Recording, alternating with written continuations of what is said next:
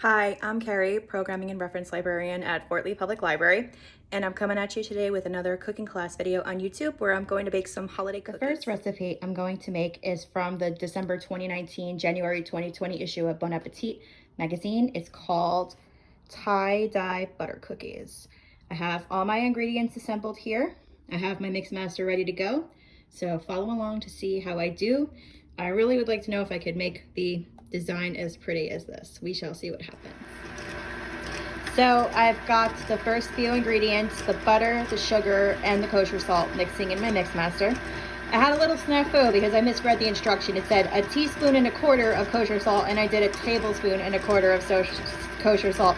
So I had to start again, but now I've got the right measurement. So I have my dough prepared, and I don't have a proper cookie cutter, so I'm just gonna use my stemless wine glass to cut the cookies out.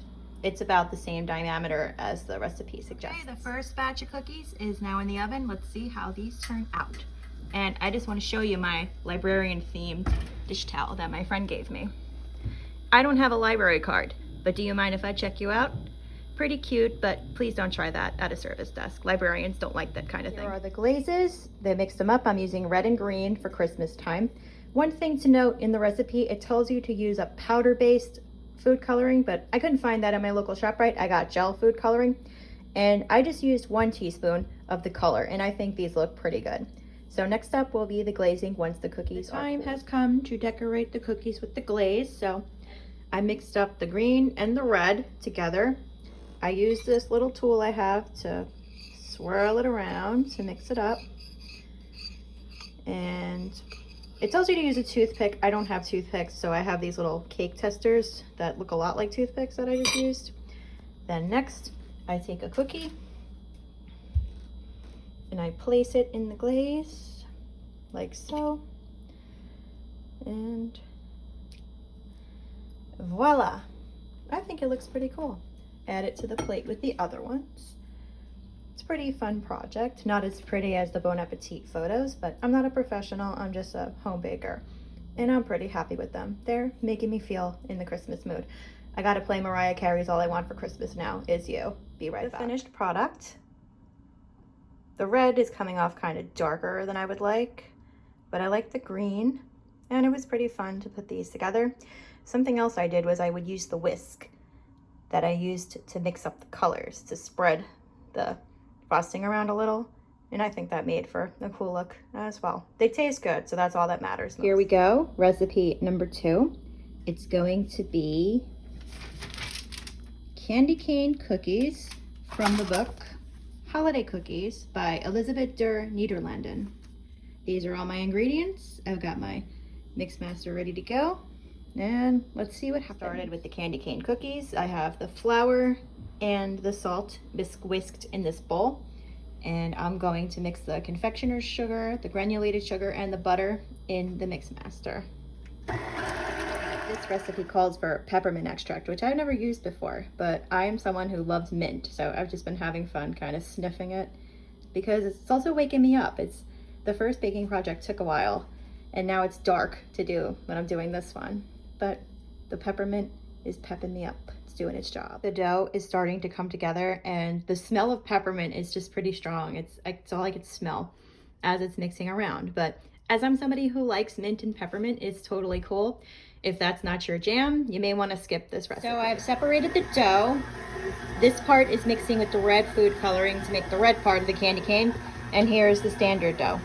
I was glad that the mix master will mix the red because I already have a red thumb from the other cookies I was baking, although I tried not to get the food coloring on my hands. I've shaped the first round of the candy canes, and they're going into the oven now. We'll see what they look like in about 14 minutes. Ta-da! Here are the candy cane cookies, and the best thing about them, when you eat them, the mint taste is very subtle.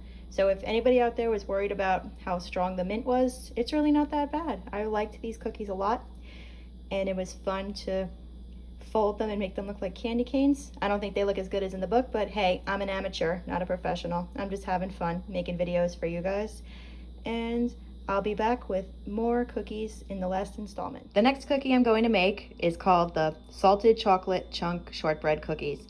It's from the New York Times, and it's pretty famous. I believe it's called The Cookie. I'll link it in the description. Mostly, I'm excited to use Maldon sea salt in this recipe. This is one of my favorite things to bake with. I like the contrast between the sweet and the salty. So we're at the point in the recipe where the dough has been mixed together, and the next step is to roll it into a log. I have one ready to go here, and I'm going to do this one next, and then it will be chilled for about 2 hours, and I'll bake it after 2 hours. The dough is now chilled and it's ready to cut. First, I'm going to wash it with some egg yolk, and then roll it into the demerara sugar. Then next they go in the oven, and I could eat them and tell you how good they are. Oh my goodness, these are delicious. Something I did, instead of using chocolate chunks as the recipe calls for, I just had a bag of semi-sweet chocolate chips that I used. I measured out 6 ounces, and I think that they worked perfectly.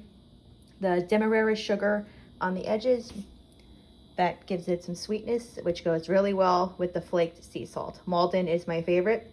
These are awesome. I think I'm gonna make them again and make little treat bags for my friends this holiday season to deliver at a social distance. So yeah, the recipe is a real deal. So now all the cookies have been baked, and I think they look pretty good. What I decided to do this year is make little gift packs to give to my friends. I have these little takeout containers.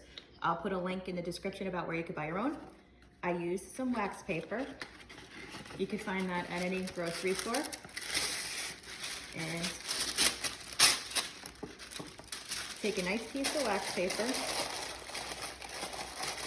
place it into the takeout box, and add some of the cookies. I know who exactly will get this gift, and I think they're going to like it because they have a sweet tooth. And once you have your cookies placed in the box, simply close it up. And I also like to make gift tags and attach them with twine. I don't have any to show right now, but that's what I'll be doing this holiday season, and dropping these off to keep with social distancing policies. Thanks for joining this video. Later this month, in December, we'll have a video about cocktails. Hope to see you soon. Bye.